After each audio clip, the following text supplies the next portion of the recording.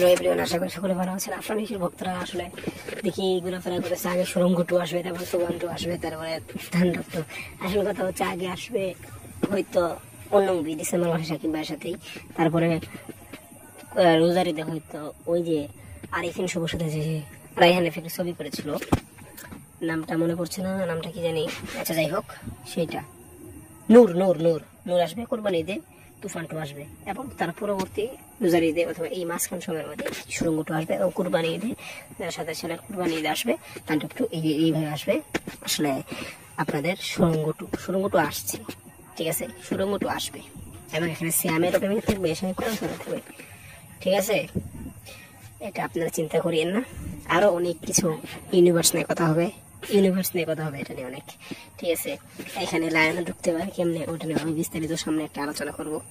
তো সাথেই থাকুন। ধন্যবাদ পুরো ভিডিওটি দেখার জন্য।